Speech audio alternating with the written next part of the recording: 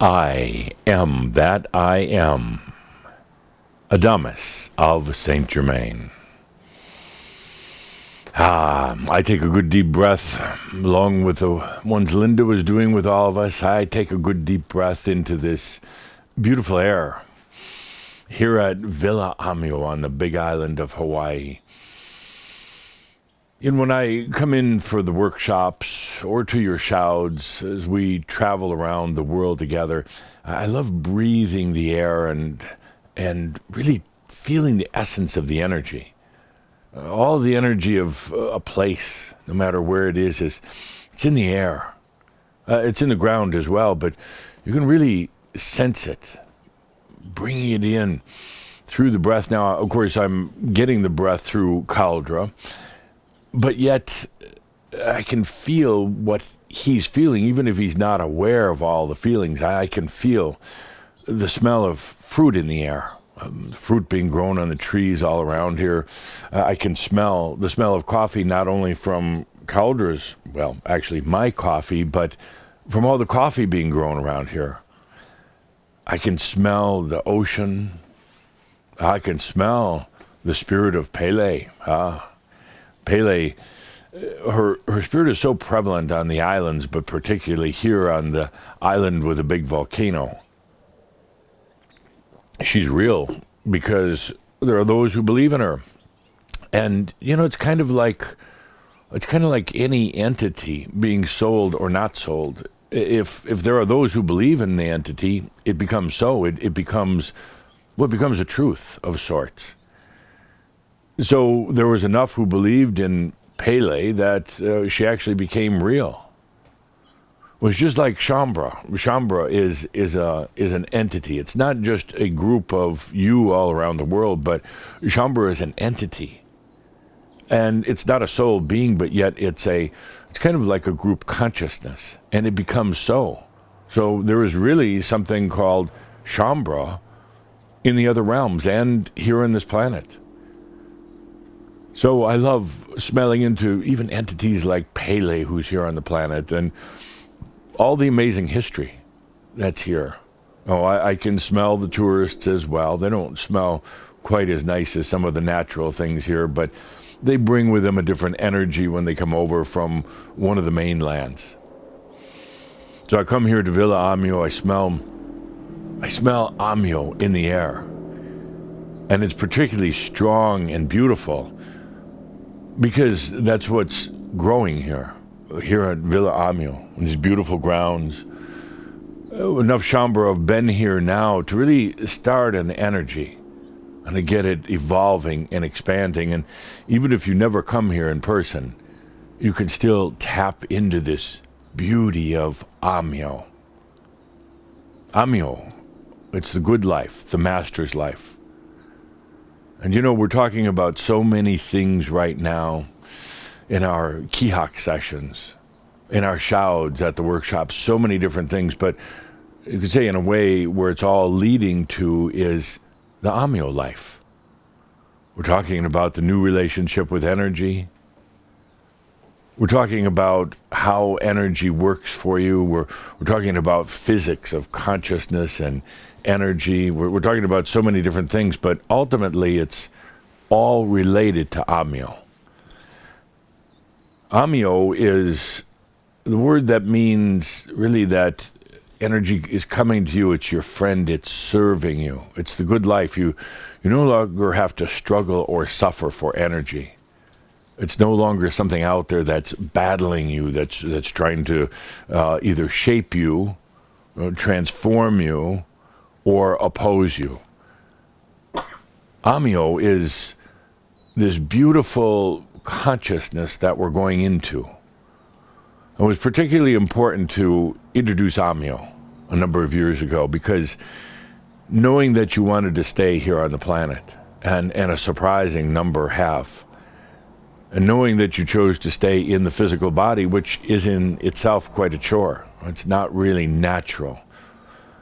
Knowing that you were going to spend many, many, many more years here on the planet as standards, but also enjoying life and bringing that with you eventually to the other realms, enjoying life on this planet. It was so important to bring in the whole concept of amyo, energy coming to you, energy that you can breathe in and sense, energy that's a friend, energy that's serving you, the amyo life. Here at the Villa Amyo is a perfect example of it. There's a free-flowing energy.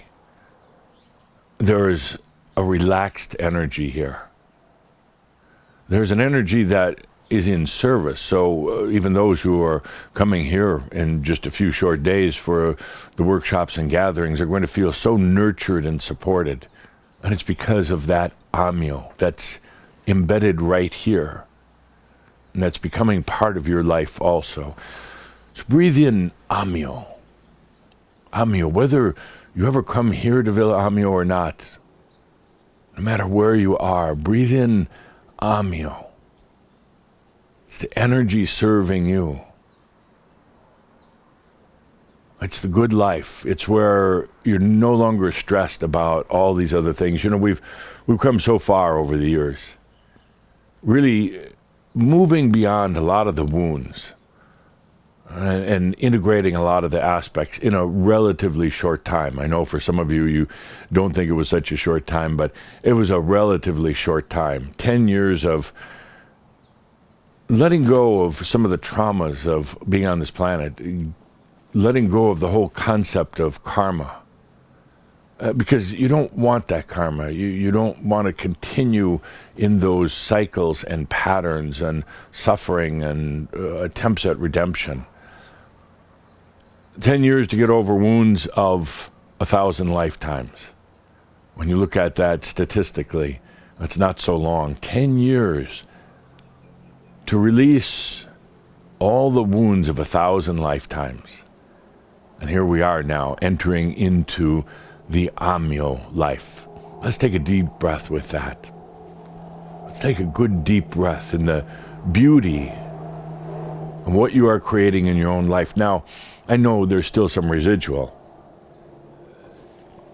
There's still some issues that you're still trying to work through, but you eventually just release. I know some of you are still in that whole issue of lack of abundance. But these things are passing. If you've made it this far, if you're still consider yourself Shambhala, these things are passing. They become minor. And pretty soon, they're not even in your life. We've talked a lot lately about just letting go of the struggle and the battle. You're never going to resolve your problems. I mean, the human emotional problems. The mind doesn't want it. Because the mind, it feeds, it lives off of working on problems. So you're never going to resolve them, but you can let them go. You're never going to heal your aspects, but you can allow them to integrate back home with you. And yes, there are still some residual things out there, but I think if you really feel into it, you can sense that these things are becoming less and less and less every day. Life is becoming less of a struggle. Now, for some of you, it might be a little boring right now, but that's just a phase you move through from the struggles in life and eventually into the amyo life. Let's take a deep breath and feel, really sense the amyo life for you. For you. It means many different things, or many different truths of it to many different people, but the amyo life for you. In a way, being at peace with your body and your mind. No more battles. Meaning that there's not that internal struggle that's going on all the time. Well, it becomes a thing of the past. It becomes wisdom, actually. It becomes wisdom. So let's take a deep breath into all the wisdom that's distilled from all of your struggles, all of your challenges. A good deep breath. I can feel the energies changing just as we're sitting here. In our last Shroud, we talked about, 2019, but we talked specifically about your new friends. I'll never forget when I first mentioned you have new friends coming into your life this year, there were actually some moans and groans from the audience. Perhaps some of the memories of friends are not that good, or a lot of energy feeding from friends, but these new friends that are coming in, they're a different type of friend. New friends coming in, remember we talked about the master. The master as a friend. Not as some lofty concept, not some divinity that's somewhere else, but literally you and the master walking together, conscious of each other. Aware of whether it's the voice of the master, the essence of the master, but conscious of that. And then we talked about the we go. Remember, we had such a hard time with dear Linda Visa and Peter trying to write on the board, but it was just some technical interference coming from one John Podderka. But we finally got it. We go. It's like the ego, but we. It's the master, it's the I am, it's the new identity. Not just the lonely human identity struggling to get through life, but a we go. We go. We also go into our creations for more discovery and then more creations. We go, kind of the new ego. After our last session, I literally dropped in on Sigmund Freud because I was a bit harsh in our last Shroud about him, saying that he had really villainized the ego, which he agreed that he actually had. And I talked to him about the concept of we go. He had a bit of a hard time with it. He's still a little stuck in some of his psychoanalytical ways, but then he really felt into it. And it began making sense to him. Now, he doesn't use the same terminology we do as in the master, as in the I am, but he had a sense of the subconscious and the superconscious. And he started feeling into it and realizing that instead of just the human alone on their journey and their experiences, that it was really the we, the I am, the master, the human. And before I left, he agreed that this we go is the new identity, the new ego. So I told him I'd drop by from time to time to get his feedback, his opinions on it. We talked about the we go, the new identity. And we said your third friend is energy. That's such an important one right now. Energy. Energy is everywhere. Energy is what gives definition to all of this, earth, reality, everything else. Said that energy is going to become your friend. And I know a lot of you have wondered how that happens. How do we do that? How do I go from energy just being a kind of a concept, or energy even being something that's opposing you, into a beautiful new relationship with energy? Then later on in our Shroud, we brought in the one known as John Podderka. John Podderka, and reminding you that he was working on kind of a special link, something that would link together, open a communication pathway between the human and the master in particular, but ultimately also the I am. And it was quite a delight for John to be there, and of course he was doing a little tinkering with the technical equipment at the studio, just to show he was really there. Since then, John has asked that we address him by the new name, FM. FM. And at first I thought this would be spelled out, but it's just two letters, according to John, FM. I'm not exactly sure what that means. I imagine you can all speculate or get on your social media. But FM, and perhaps like FM radio, as opposed to AM radio. or frequency modulation, or, well, John says it's up to you to try to figure out what his new nickname, FM, means. So John came in and talked about how he was working on this new link. We did a beautiful marab, feeling into this new communication connection between the master, the human, the I am. Let's take a good deep breath with that. That was a beautiful marab. And you start to realize that it's not necessarily the master is going to speak in words. It's not necessarily that the I am is going to suddenly have a bush burning in front of you or anything like that. But you realize that suddenly there's just a presence. There's a pathway that's opened between you, well, the we-go, the whole we-go, a new communication pathway. And remembering at the core of all this that energy itself is just communication. Energy is just the song of the I am.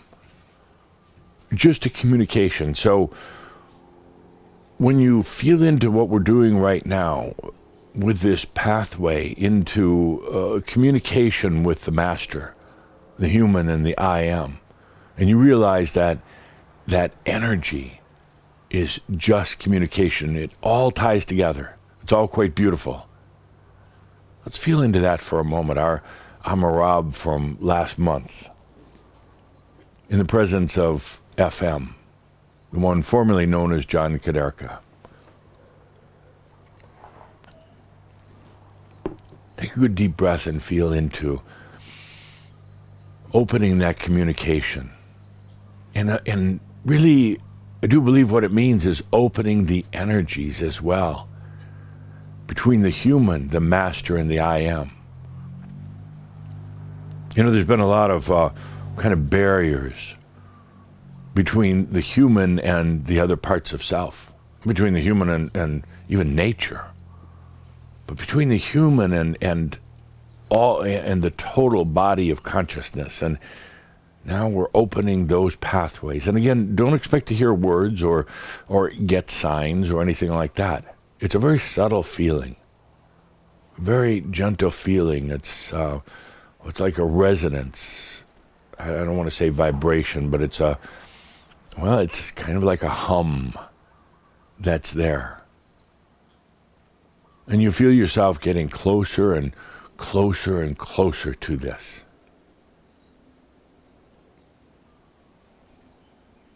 So in this new communication conduit, this new pathway that we did in our marab last month, there's an important ingredient in it.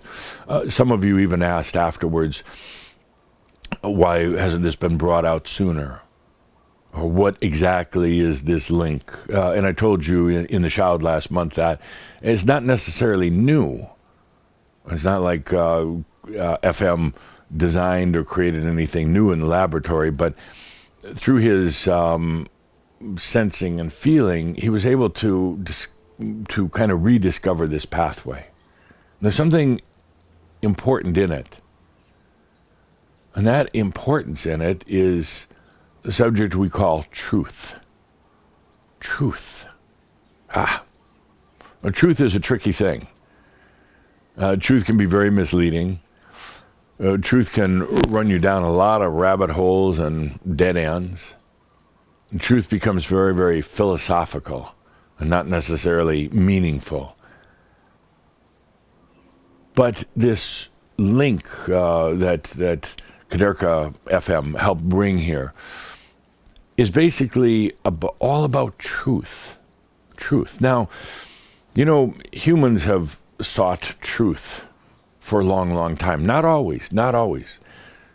When you go back to the Lemurian or the early Atlantean days, there really wasn't a word for truth. It wasn't in consciousness. There was no discussion of truth. You could say that in the Lemurian times that you were so busy in discovering this planet, discovering how energy coalesces and works here in this realm. You're busy discovering the various kingdoms of the earth. The fairy kingdom, the forest kingdom, the animal kingdom, water kingdom. You're so busy in your incarnations, in your stories, that this thing of truth really never, didn't have any consciousness. It wasn't in vocabulary. It wasn't discussed. And it wasn't until the latter days of Atlantis, particularly when humans are trying to discover the source. They didn't have a word for God. They didn't have any consciousness of God. But they were trying to find source. Where did everything flow from? They really actually didn't have a word for energy, but where did energy come from? So in their quest for source, to discover source, they started to come up with this word that we now know as truth. What's the truth? Where is the real meaning and truth of all things of life? Well, this whole concept of truth then kind of went out for a long, long time. Shortly after the downfall of Atlantis, as there were beings living underground and eventually emerging all through the world, there really wasn't any consciousness, once again, of truth, kind of like the dark ages of truth. And it really wasn't until the earlier Egyptian times that, once again, this concept of truth started coming out again. Truth was lost for a long, long time, or the quest for truth was lost. Then in the Greek times, truth became a fashion. The Greek times were so very philosophical, and really were great expansiveness of consciousness at the time. So truth became once again a word that was used. It was brought into consciousness once again. But it got rather philosophical. There were a lot of debates about truth. There were a lot of arguments and fights about what truth was. And the funny thing is that in spite of all the discussions about truth, and eventually books about truth, nobody's ever really found truth. I haven't found truth. One thing that's very interesting about the whole concept of truth is that the more conscious a person is, the more desire they have for truth. The more conscious a society is, the more of a desire they have for truth. They begin a quest for truth, trying to find the answers, the meaning, the truth in things. And it's interesting, once you get this concept of truth, then it gets into the mind. It becomes a mental concept, which it was never really intended to be. Once it gets into the mind has a way of playing with it. The mind has a way of debating itself. It has a way of running down a lot of these rabbit holes, in a way knowing that it's never going to come up with an answer, but still trying to. So truth is a great mind game, great game for the mind, perhaps even the ultimate game for the mind. But just like the mind actually creates artificial feelings, it really doesn't have any true feelings of its own. Its quest for truth is not real. It's a mental attempt. But the mind actually knows it's not going to find truth. Actually, it doesn't really want to find truth. So it becomes a great big philosophical game of the mind, even though truth is more of a playground for the conscious than the unconscious. If you feel into it, look into it for a moment. If you know people who are, and it isn't meant in a disparaging way, but they're relatively unconscious. They're just aware of getting through the day barely. If you feel into them for a moment, they don't really have a concept of truth, other than perhaps the simplistic concept that there's truth and there's lies. But I'm talking about a deeper level truth, a meaning, a purpose. So truth becomes a great game of the mind, and it can actually be a great distraction along the way in your coming to realization. And that's one of the reasons why I haven't talked about truth or love, which we'll have in a separate discussion. But I haven't talked much about truth until now, until this new communication link between the master, the human, and the I am. Feel into it for a moment, into truth.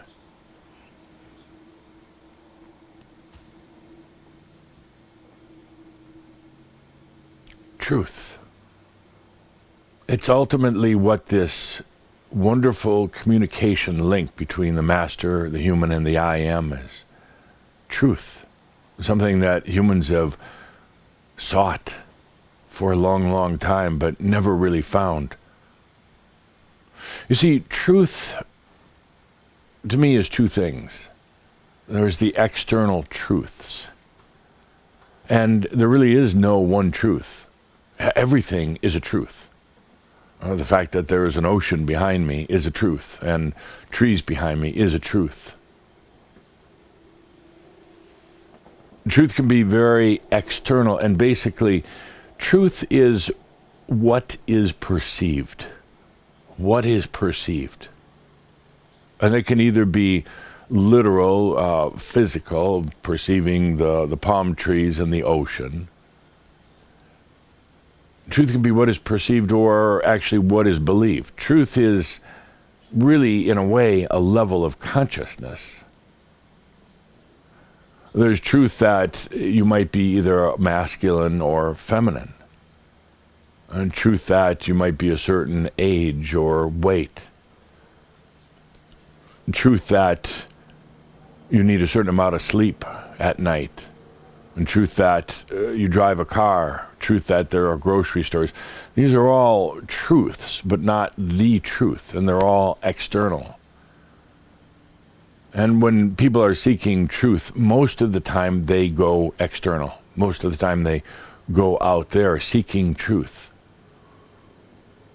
And when truth isn't found here on the planet, then they go off into the other realms. They go off into the stars, in the universe, and beyond, looking for truth.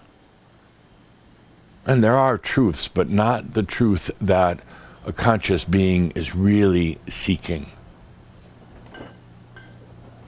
There is truth in the other realms. And once you get beyond this universe and the stars and you haven't found the truth, then they start seeking truth in the other realms. They seek truths through a God that they never really truly know, through angelic beings that maybe they have been visited by, but probably not. They seek truth in all sorts of things, in spirits, in fairies. And they seek truth in science and physics. They seek truth external, but the funny thing is they'll never find the truth, because there are all truths. There's all truth in a way. All truth in a way. But not the truth that one is truly seeking. Then there is the internal truth, which we'll talk more about in a moment. Your truth. And it's interesting that as a conscious being gets more into truth, they start to search external, but eventually they're not going to find it, and then they start going within. What is the inner truth? What is the truth within me? And there begins a very long and arduous journey into the discovery of truth. And here in truth is when they're faced with the greatest mirrors of all. And they are faced with having to look at themselves and ask if this was in truth. And all their aspects, all their past lives, all of what they would consider their weaknesses, all looking to these, is this truth? Is this my truth or not my truth? You know, I've talked many times about the fact that most of the thoughts going through your mind and your body, your physical body, are not really yours. The thoughts come from mass consciousness and ancestors and past lives, and the body mostly from ancestors. So you're searching within, into your thoughts and even into your body, looking for truth, and what do you come by? There's a lot of, well, mistruths. It's still a truth. Again, remember, I define a truth as what you perceive.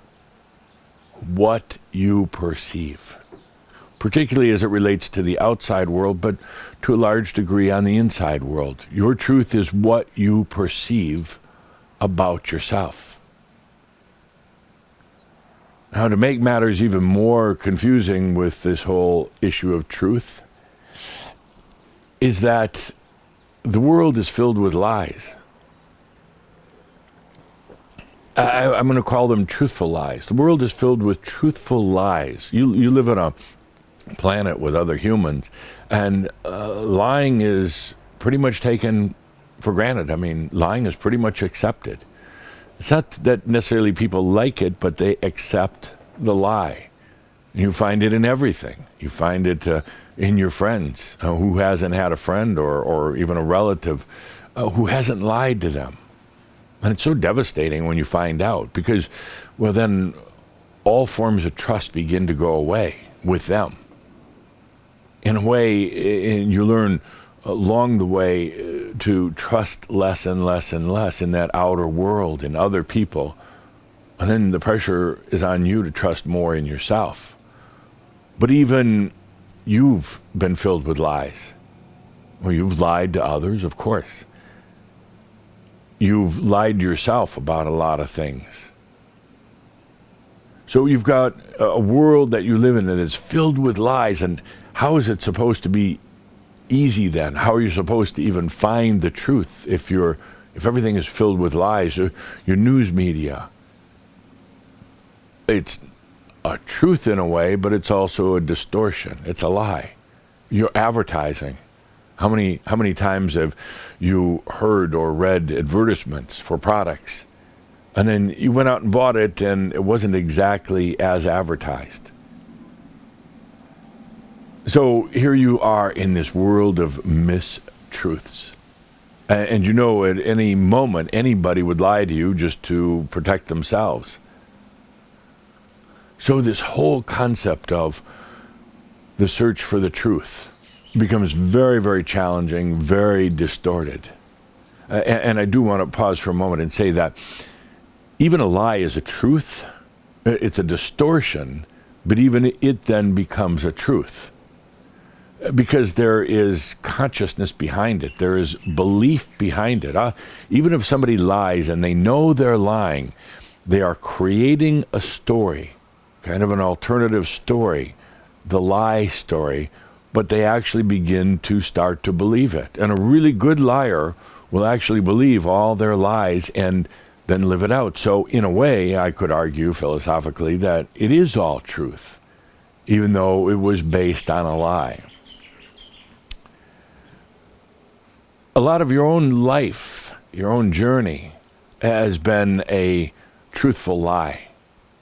Thinking that you were coming into this lifetime, you're going to get a job, get educated, have a family, try to live a normal life. That was a true lie, and you kind of knew it, and you knew it really wasn't you, but you went ahead and did it. So in a way, you were lying to yourself. I'm not putting any judgment behind the word lying. I'm just saying that it was a distortion of truth. So you live in a world filled with lies. You live in a internal reality based upon a lot of lies. But yet, in a way, it becomes your truth. It is what you live. But, and this is a great big but, you know it's not real. You know it's not you. You know it's not the truth. Now, remember I said that in the external truths, you'll never find the truth. If your desire is to go out there and find a God that's running the whole show, you're not going to find it.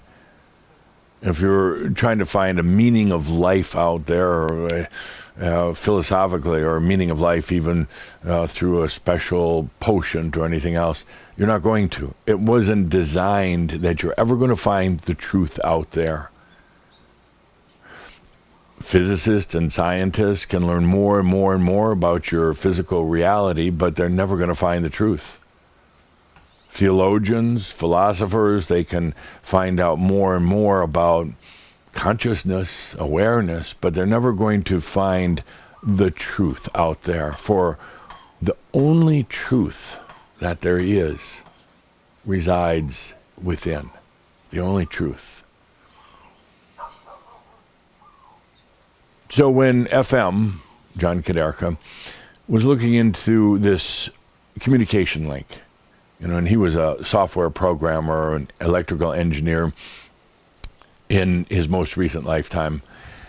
When he was looking for how to create this efficient link between the human and the master and the I am, this communication link, when he was looking at the essence of energy, he really looked ultimately at truth. At truth. And we've got our villa dog here with us, Belle the villa dog, coming to visit right at the moment of truth.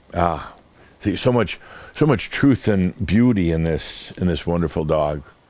You see, Belle, who actually, according to Linda and Caldra, belongs to the neighbors, but I'm starting to doubt that. Belle is beginning to, I don't want to say hold, but beginning to radiate the Amyo energy. She picked it up, running around the property, sleeping here at the villa long hours. She's beginning to pick up that whole Amyo energy. She's becoming the Amyo dog. Perhaps you should change her name, dear Linda Visa, to Amyo. Or at least to Bella Amyo. Yes, good. So a slight distraction here as we're talking about the truth. The only real truth is within. Now, that doesn't make anything else untrue, because they're all truths out there, even if they're lies. They're all stories, even if they're not based on what you would call reality. Let's come back to the point. Truth is perception, how you perceive something. Perception is awareness. Awareness is consciousness. Let's go through that again. Truth is perception, how you perceive the outer world. You can perceive it any way you want. How you perceive yourself. Perception is simply awareness, being aware of.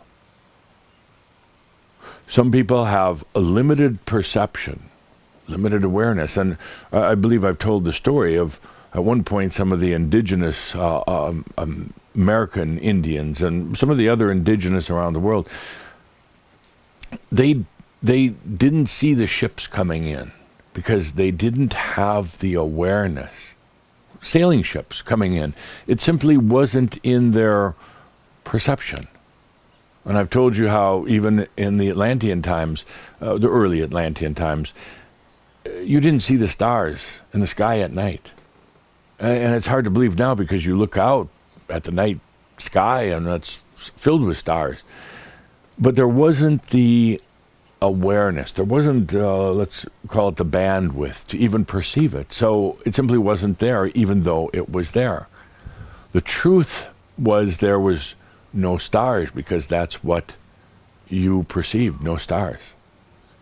So we have perception. Truth is perception. Perception is awareness. Awareness is consciousness. The ability to be aware of, to perceive. You're aware of the reality, the physical reality you live in, but not really so aware of the other realms that are all around. And they're not out there. All the other realms and dimensions are crossing through right here, but you're simply not aware. Partly because, A, you really haven't been ready yet. It would have been a little bit of a distraction. And partly also because the mind blocks it. Now, I say the mind blocks it, and now also say that the mind, in a way, has been of service by blocking it. And also that the mind now, in this whole shift into the Amyo life, the mind starts relaxing, letting go of a lot of control, a lot of limitations, to the point where it's going to allow you to perceive things that are beyond the eyes and the ears and the human senses, but also beyond the mind's memory, the mind's qualia. You'll be able to start perceiving things in the other realms in actually a very beautiful way. It won't be overwhelming or disconcerting, in very simple, beautiful ways. So let's take a good deep breath with that, with truth, perception, awareness, consciousness, the ability to perceive all that is outside of you, because actually it's all coming from within. That's the amazing thing. It's all coming from within. You perceive it to be on the outside, but everything is actually being perceived from within. The stars at night, the universe, the galaxies, the vast ocean out here. It's actually all about inner perception, and it's actually all your energy. It's all your energy. Let's take a good deep breath with that. So let's go back to the link, the communication link between human master and I am, something that hasn't been there in a long, long time, been out of communication. It's actually been out of perception, out of awareness. Now, let's shift gears a little bit and talk about pronost, our recent pronost. It was different than the other pronosts that we've had. It was about the world, as pronost is meant to be, but it was also about you. It was much more personal than the other pronosts. We needed to talk about where the world was going, about technology, about this whole new species of humans that's coming about. We needed to talk about the flow and the direction on the planet right now, where consciousness is, in order to get to the point where we talked about the dragon entering. In pronost, we said that the dragon enters not only the planet right now, but it enters into your life as well, with a very, very different effect that it has on the rest of the planet. But the dragon enters, it comes in. The dragon is something that probably touched more Shambhala than anything else in a long time. The symbolisms of the dragon, the affinity, the closeness to the dragon, touched Shambhala all around the world. And so many of you had your personal stories about the dragon coming in, about your past with the dragon. So in pronost, we talked about the dragon entering now. And the role of the dragon is to, in your personal life, is to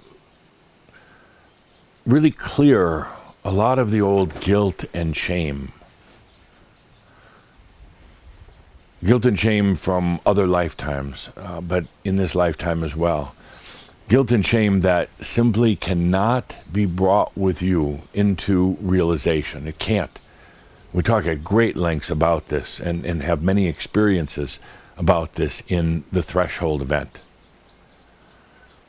You can't bring guilt and shame with you into realization, and some have tried, and it just chews them out, chews them up, spits them out, in something actually much more brutal than even going through the wall of fire eons of time ago. You can't bring that guilt and shame with you.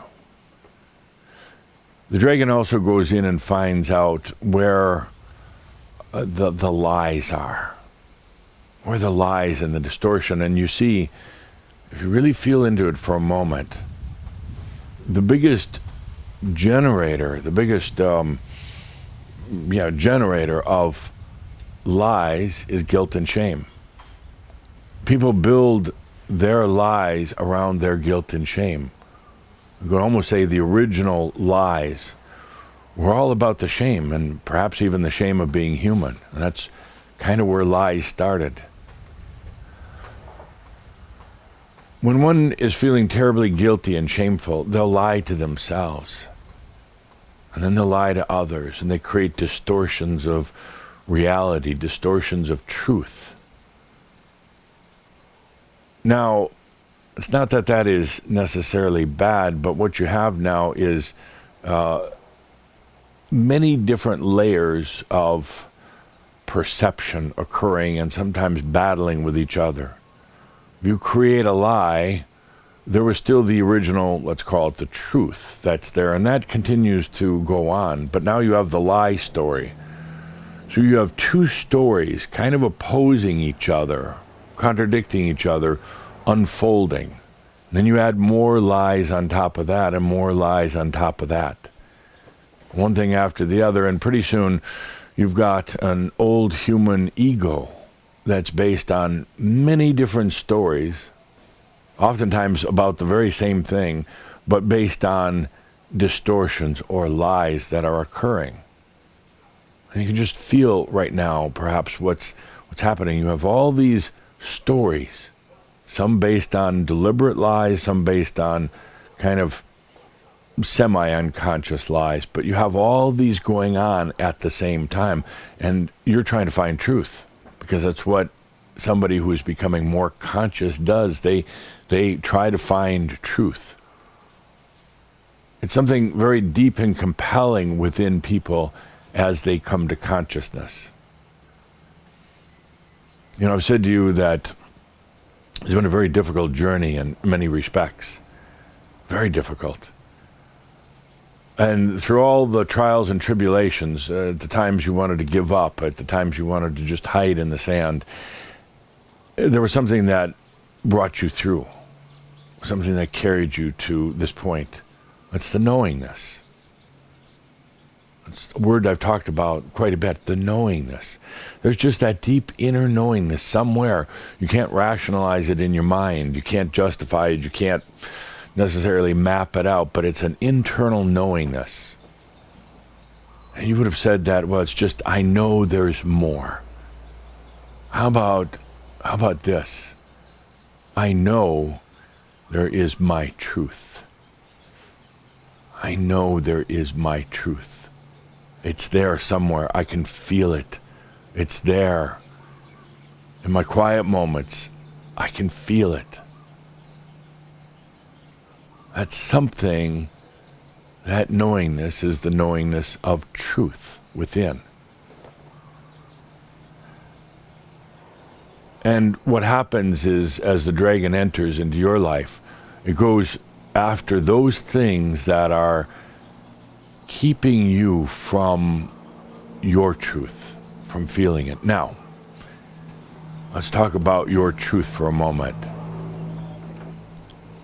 You'll most likely never be able to define it in words, nor do I even encourage you to try. It is beyond words. The mind's not going to be able to qualia it. In other words, there's no mental association, but you come to realize that truth is a absolute feeling, knowingness, feeling. It just comes over you, your truth, that is different than anybody else's, different from any universal truths, different from all the external truth. There is a truth within you. It's not your history. No, it's not like a history of who you really are. It's just a truth. And it's been part of you always. Always, always.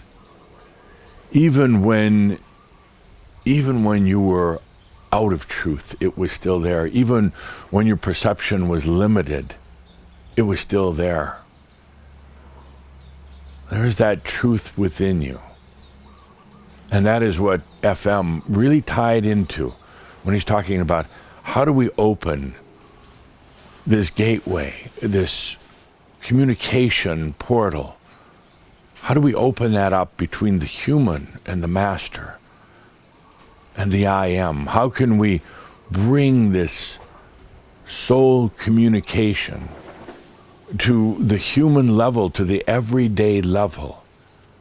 And really where he went in it, which doesn't actually sound very software programmy, but to truth. When one becomes aware of their truth, which is far greater than any words that can be stated, when one allows their truth to touch them, that is when you become very, very aware,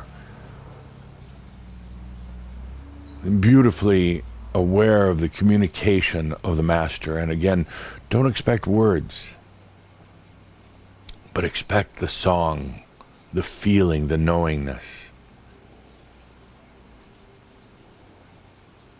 Truth is actually a sense.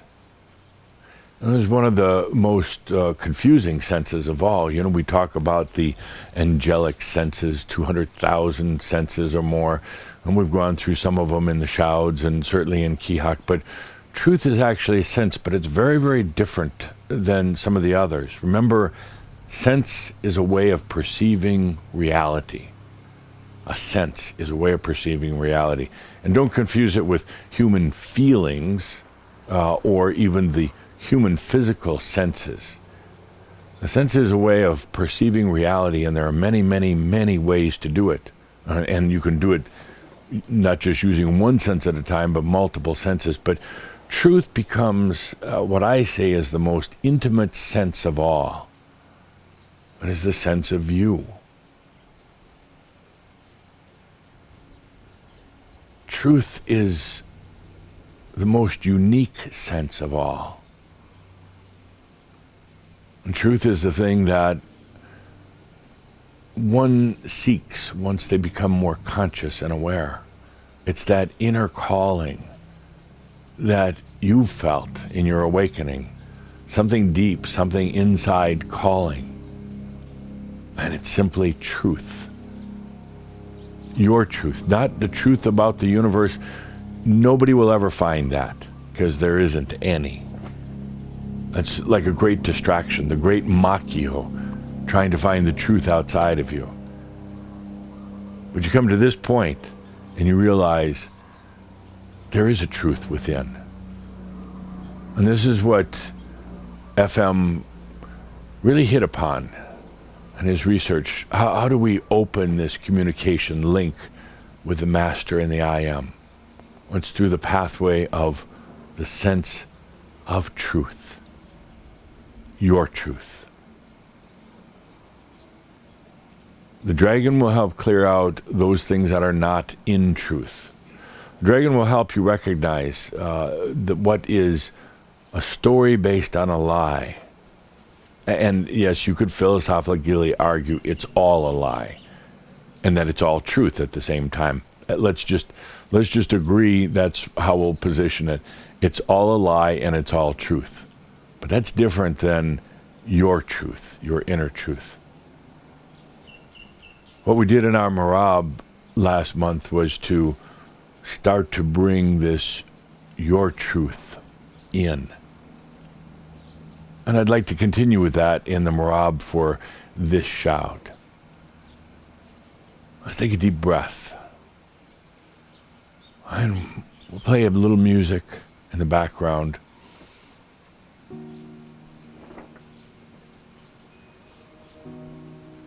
It's all about your truth, a knowingness, a sense of truth. Truth is a sense, a way of perceiving reality, starting with your reality first and then expanding out. Truth becomes this most simple, the most profound thing of all. As you feel into your truth, your personal truth, remember, don't even try to put it in words. I ask you just to sense it, to feel it, to know that it's there. Don't try to put it into words, because it'll only go mental. It'll confound the mind. It'll start taking you down those rabbit holes and dead-end streets. So don't even try to put it into words. Go beyond that and feel into it. Your truth.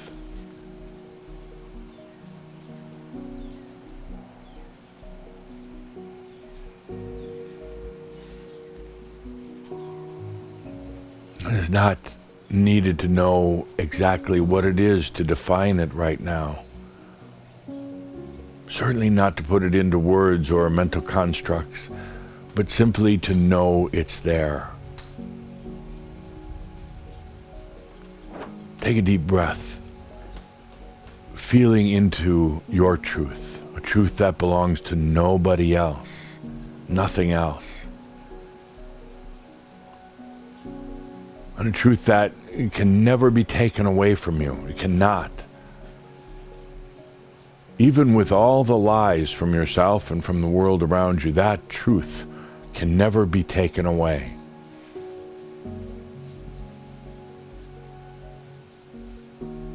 Take a deep breath as the truth also opens up the communication between the master, the human, and the I am.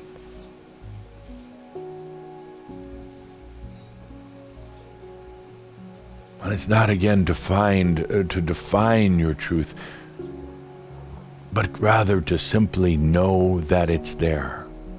That is enough, to know that it is there. And it is. But you've gone a long time, many lifetimes,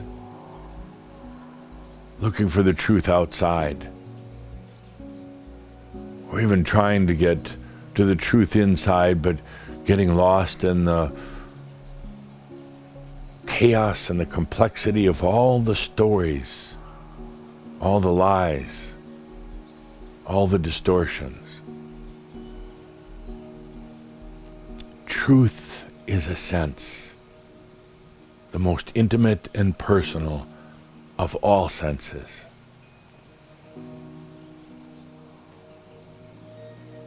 And I ask you to take a deep breath and just know that it is there. That's all. To know that it is there. And to know that someday very soon, that this truth will not only connect you at deep levels to the master and all the wisdom and to the I am, but this truth will connect you to energy itself. This truth will create that relationship because it is truth. And truth and energy, they are like a beautiful couple. They're partners. They know how to dance together very well. Take a deep breath and know that your truth is there. It has never left. It has only been forgotten. It's never been diminished. It's only been overlooked. Take a deep breath and know that your truth comes back now.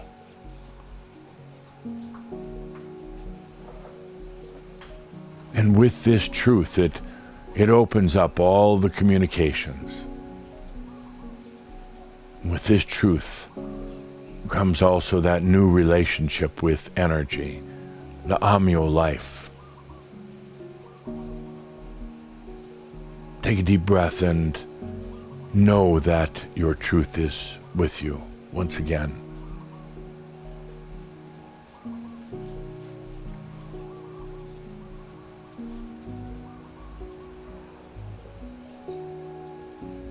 And allow yourself not to even have to define it. That's the beauty of the sense of truth. Perhaps later on, in a poetic kind of way, you might want to write about it. But right now, just allow yourself to know that your truth is there. It is a sense. It is a way of perceiving reality.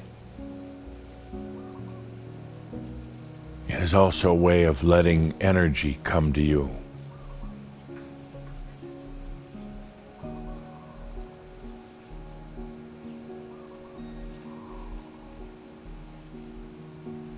Truth. Perhaps the most efficient connection between the human, the master, and the I am.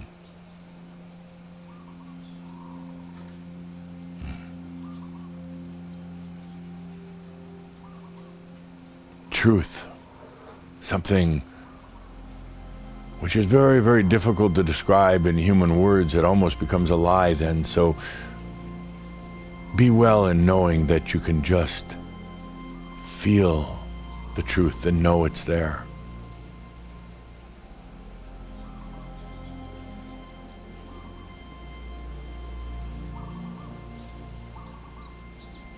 Truth is something that you'll never ever find outside of you, out in the universe or buried somewhere deep under the earth. Truth only comes from within.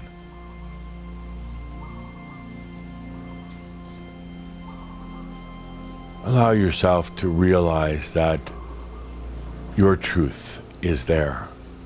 It's right here.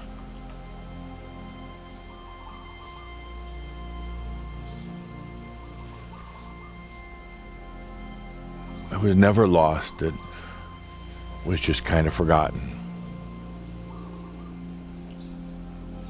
And as it was forgotten, you got out of touch with the Master and the I Am.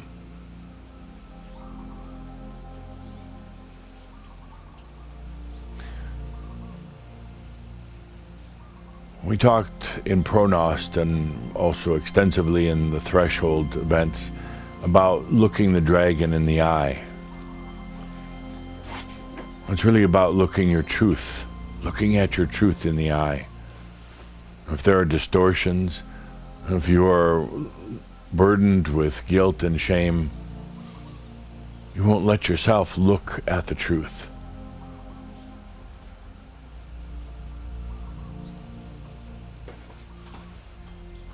Once you go beyond all guilt and shame and need for suffering and being a slave to energy, you come to the point where you can now begin to look at your truth, begin to feel your truth, and to know your truth is with you. This is what brings the Amyo life. Remember, truth is a sense. It's not a judgment. It's not about what's right or wrong. It's simply a sense. Perhaps the purest way to perceive reality.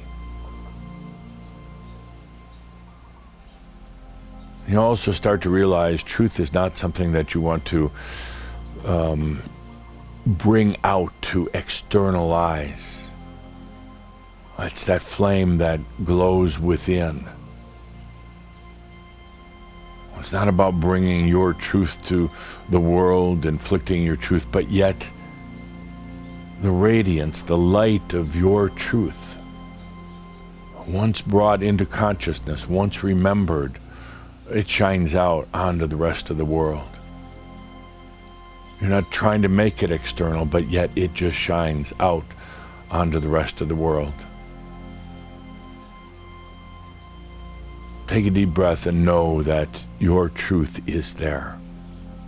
In spite of all the overlays of stories and lies and self-deceptions and distractions and searching externally and everything else, take joy in knowing that your truth is there.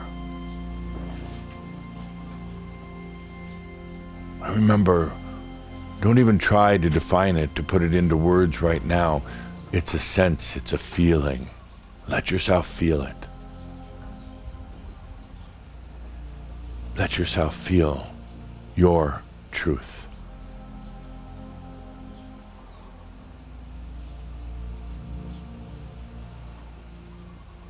Feel no shame in it. Feel no shame of yourself.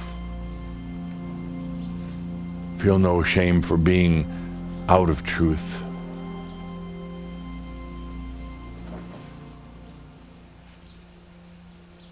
Take a deep breath and know that your truth is here now.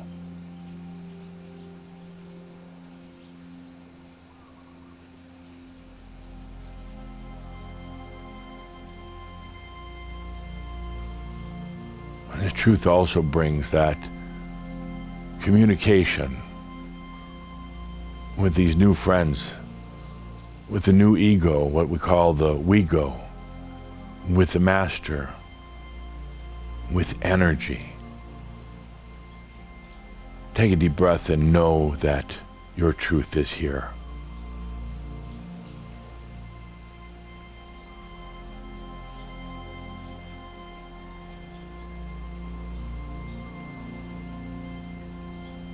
Some of you may have that feeling that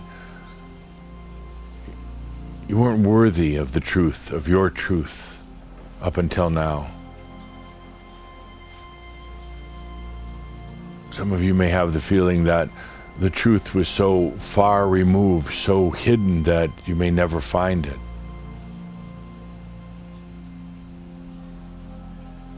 Some of you may have thought that the truth was just a philosophical concept. Until you get to this point on the path, you take a deep breath and you realize that your truth is here. It's back. And it will never, ever, ever go back into hiding. You might have some days of what you would call more of an awareness of truth, and some days less, but it will never go back into hiding. It will never go back into the darkness. It will never be lost on you again. It will be with you for the rest of your journey and the rest of your Amyo life on this planet. Let's take a deep breath together. Here at Villa Amyo, the first of many Shouds that will come from this beautiful place. With that, a deep breath into the knowingness that your truth is here. And remember that all is well in all of your creations. I am Адамус. Thank you.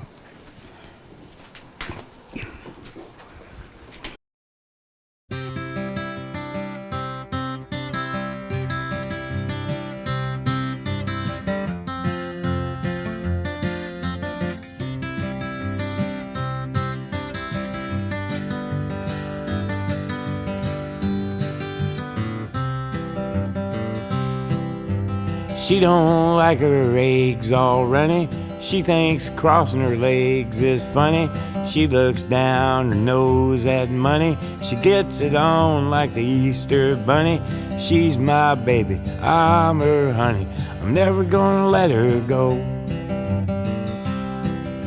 He ain't got laid in a month of Sundays. I caught him once and he was sniffing my undies.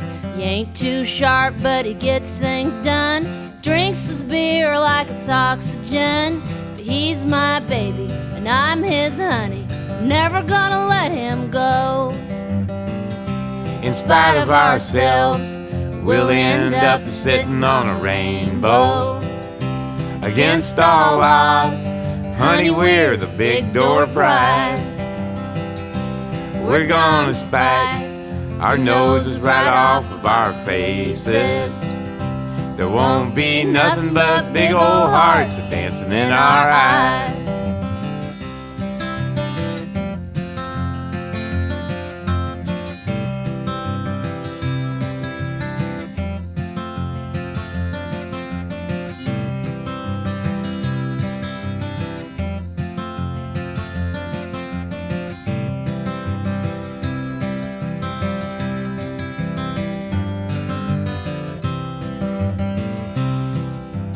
She thinks all my jokes are corny.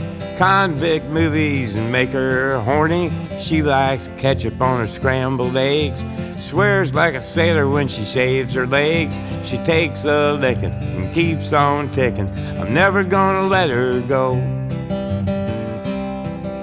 He's got more balls than a big brass monkey. He's whacked out weirdo and a love bug junkie. Sly as a fox, crazy as a loon. Payday comes and he's a howling at the moon. But he's my baby, I don't mean maybe. I'm never gonna let him go. In spite of ourselves, we'll end up a-sitting on a rainbow. Against all odds, honey, we're the big door prize. We're gonna spike our noses right off of our faces. There won't be nothing but big old hearts dancing in our eyes. In spite of ourselves, we'll end up a-sitting on a rainbow. Against all odds, honey, we're the big door prize.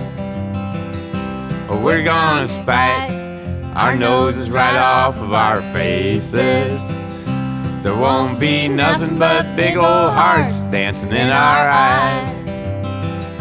There won't be nothing but big old hearts dancing in our eyes. In spite of ourselves.